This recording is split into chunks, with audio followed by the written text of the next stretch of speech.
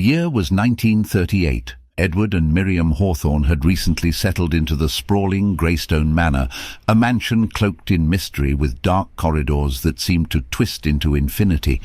The edifice had been standing for over 2 centuries, its stone walls weathered and worn by time. The first oddity occurred during their second night at the manor. Miriam, lying in bed, nestled in the opulent canopy, was startled awake by the distant sound of a child's laughter echoing through the hollow halls. Beside her, Edward shifted, muttering in his sleep. The next morning, as Miriam sipped her tea in the dining hall, she mentioned the laughter to Edward. He dismissed it. "It's a large house, dear. It probably was just the wind playing tricks." But as the days turned to weeks, the occurrences became more frequent and pronounced. They would often hear a woman singing a haunting lullaby that neither could recognize. At times they would be startled by a loud bang, like someone dropping a heavy object, but upon investigation they would find nothing amiss. One evening, as dusk painted the sky with shadows, Miriam saw silhouettes of a family, 2 adults and 2 children, reflected on the walls of the drawing room. They moved with fluidity, casting long, stretching shadows as if lit by candlelight. Yet the room was dark, save for the setting sun that glowed outside. "We are not alone in this house," Miriam whispered to Edward one stormy night, the wind howling and rattling the ancient windows. He wrapped his arm around her, pulling her close, but even he could not deny the growing unease that gripped his heart. "It's an old home," he tried to rationalize. "It's just settling. The wind, the trees." But Miriam was not convinced. "It's not the wind that's whispering our names, Edward, and trees don't laugh or sing lullabies." That night, as they lay in bed, a chilling voice, clear as a bell, murmured in the darkness, "Welcome home, Hawthorns, we've been waiting." The couple clung to each other, knowing that they were ensnared in a mystery far beyond their understanding. The delicate strains of a lilting melody pierced the early morning silence, jolting Edward and Miriam awake. The words, though sung softly, were eerily clear, and the voice unmistakably that of a small child. In the manor, long ago, a couple's love did brightly glow. From their honeymoon they came, but left not as they came before, trapped by strangers, love turned sore. In the fires of fate they did burn, never more to return. The shadows cast on the walls of their bedroom danced and flickered, illuminated by an unknown light source. Edward and Miriam followed the silhouette, which led them to the door connecting their room to the next. Heartbeats pounding loudly in their ears, they exchanged anxious glances.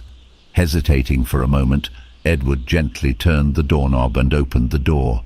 A gust of cold wind hit them, carrying with it the faint scent of roses and something more acrid, burnt wood. They peeked inside the dimly lit room to see a small antique rocking chair moving back and forth of its own accord. In its shadow, the faint outline of a little girl in a long dress was discernible. The room was adorned with old photographs, and to their horror, one of the photos showcased a couple bearing an uncanny resemblance to Edward and Miriam. The date inscribed at the bottom of the tarnished silver frame read 1910. Another photo beside it showed the manor, but with angry flames leaping from its windows and roof.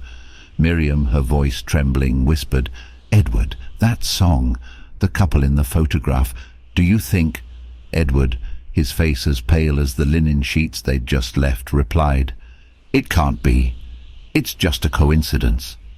Yet, as they stood there, transfixed by the spectral lullaby and the chilling relics of the past, an unsettling thought gnawed at them. Were they truly the first Edward and Miriam to reside in Greystone Manor, or were they bound by a dark fate, a recurring loop of love, loss and lament? A soft voice behind them sent shivers down their spines. "You shouldn't have come back." They turned sharply, but the room was empty, the rocking chair now still. The echo of the haunting song lingered in the air, a macabre reminder of the manor's chilling past and the danger that might lie ahead. As the day progressed, the atmosphere inside Greystone Manor became thicker, almost palpable, as if the walls themselves were closing in. Despite the sunlight filtering through the ornate draperies, an unnatural gloom pervaded the rooms. Miriam, her face pallid and etched with worry, turned to Edward. "Do you remember ever going outside since we moved here?" She looked at him intently, searching his face for any flicker of recollection. Edward paused, a frown creasing his brow. "Now that you mention it, I can't recall. Every day seems the same."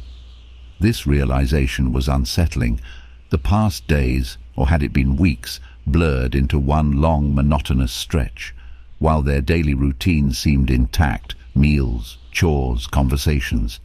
Neither could pinpoint a specific memory of ever leaving the confines of the manor or seeing anyone from outside.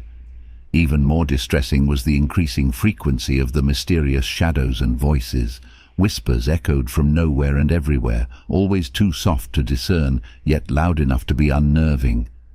"That song, those voices," Miriam murmured, clutching Edward's arm. "It's like they're trying to tell us something, but what?"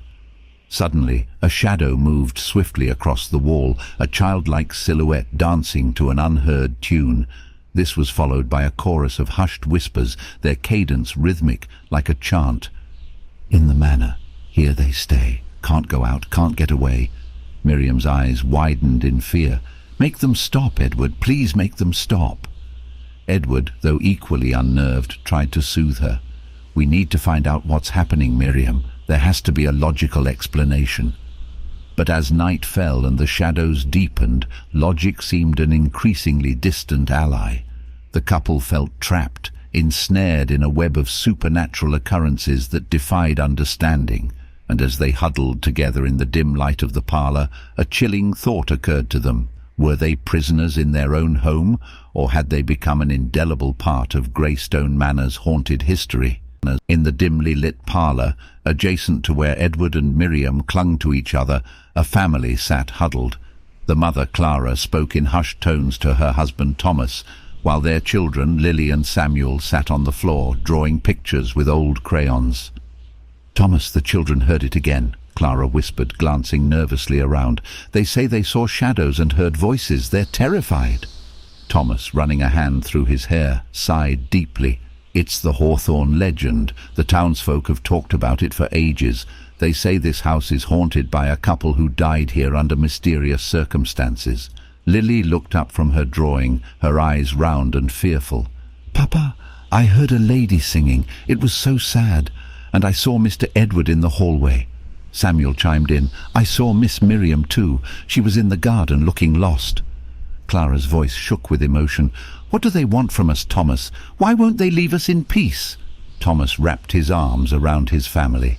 "It's said that they don't realize they're no longer part of this world. Maybe they're just as scared as we are, stuck in a loop of their own memories." Listening intently from the shadows, Edward's face drained of colour. "Miriam," he whispered, "we're the ghosts they're talking about. We don't belong here anymore." Miriam's eyes filled with tears. "But how can this be? Everything feels so real. The touch of your hand, our conversations, how did we not know?" "They're scared of us," Edward murmured, realization dawning. "All this time we believed we were being haunted, but it's us who have been haunting them." The room grew cold, and for a moment the boundaries between the past and present seemed to blur. The two families, separated by the veil of time and existence, shared the same space, each confronting their own reality. The Hawthornes faced a decision: to accept their fate and find peace, or remain trapped in the endless cycle of haunting the living. As the night deepened, they realized that their journey to understanding had only just begun. The days following the shocking revelation were an emotional maelstrom for Edward and Miriam. The weight of understanding their ethereal state weighed heavily on them. Night after night they sought solace in prayer, hoping for answers, hoping for release. Over time the house grew calmer. The eerie whispers and haunting shadows that had once permeated Greystone Manor began to dissipate, replaced with an overwhelming silence. The atmosphere lightened, the oppressing gloom lifting, as if the house itself sensed a change. Then, one morning, a change so profound took them by surprise. The door, which had always been an insurmountable barrier, suddenly yielded to Edward's touch. Stepping out into the garden, they were met with the sight of a clear blue sky. But the sky was different. The sun seemed brighter, the air purer, and in the midst of it all was a shimmering, otherworldly light. As they gazed upwards, a colossal head began to materialize from the clouds. It wasn't human. Its skull was elongated, its eyes immense and luminescent, conveying an intelligence and depth that was both mesmerizing and terrifying. Before they could react, a beam of light shot down from the sky, enveloping them. A gentle force lifted them off the ground, drawing them towards the enormous silver craft that now hovered above. Their surroundings became a blur of light and motion as they ascended. Inside the ship they were greeted by beings not of this world. These extraterrestrials moved with a grace and purpose, their mannerisms suggesting a peaceful intent. The alien that seemed to be their leader approached the couple, its large eyes locking onto theirs. "We have been watching," it communicated, not through words but directly into their minds. "Your souls were trapped, caught between realms. We've come to guide you, to offer you a choice." Edward and Miriam, though overwhelmed, felt a profound sense of trust.